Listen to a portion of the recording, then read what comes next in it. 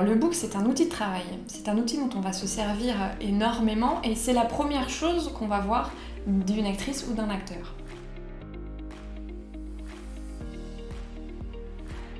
L'idée, c'est que le book, en fait, ce soit une palette le plus large possible de la comédienne ou le comédien qu'on est. Et pouvoir proposer des choses vraiment différentes en fonction de qui on est, en fonction de ce qu'on dégage et en fonction aussi où est-ce qu'on a envie d'aller. Et l'idée, c'est de pouvoir sélectionner la photo qui va être le plus adéquate à l'annonce de casting auquel on veut répondre.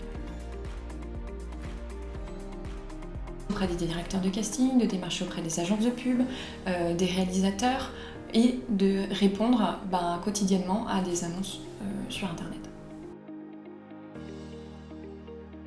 Généralement, je m'aperçois que les comédiens ne font pas énormément de propositions au niveau des tenues. Il y a toujours un peu les mêmes photos et un peu les mêmes... Je sens que la séance n'est pas préparée.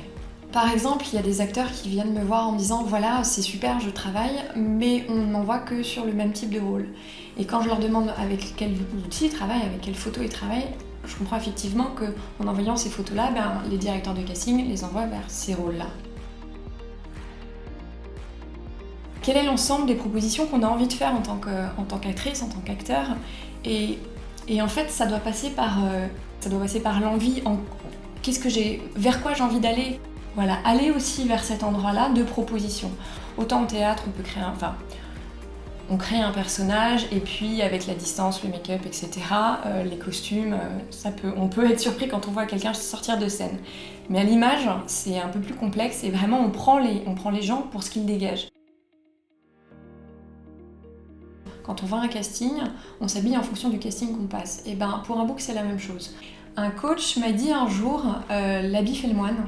Et en image, une personne qui est habillée en moine dans un monastère avec de la brume, il est totalement crédible en tant que moine. Et c'est sur cette idée que je travaille. C'est que sans être déguisé, on va travailler sur les vêtements et suggérer des choses. Alors je suggère aux comédiens de regarder déjà ses vêtements, de voir ce qu'il peut faire comme proposition, mais aussi de demander à ses amis. C'est là aussi, dans des vêtements qu'on n'a pas forcément achetés, vers lesquels on n'a pas forcément été, qu'on va pouvoir se sentir un peu différent, comme un masque finalement au théâtre.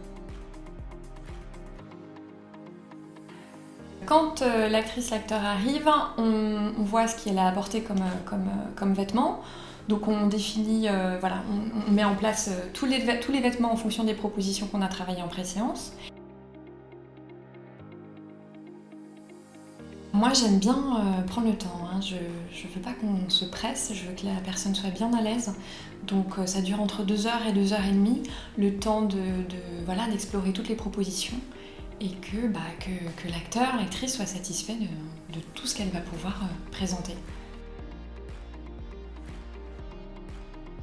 Dans toutes mes photos, les comédiennes sont maquillées, mais c'est nude en fait. L'idée, c'est vraiment qu'il n'y ait pas d'imperfection de peau, qu'il y ait un peu de maquillage, les lèvres bien hydratées, mais il faut qu'on voit la personne en fait, et surtout pas le maquillage. Donc oui, maquillée, ok, mais vraiment nude. Une fois qu'on franchit la porte du directeur de casting, l'idée c'est que la photo nous ressemble. Évidemment, si la personne arrive avec un bouton, voire 2 sur le nez, il n'y a aucun souci. Moi, je vais cleaner ça. Maintenant, je ne retouche pas les visages, je n'enlève pas les rides. C'est des photos naturelles et des photos, on va dire, un peu d'identité, dans le sens où on ne doit pas dénaturer ce que la personne dégage.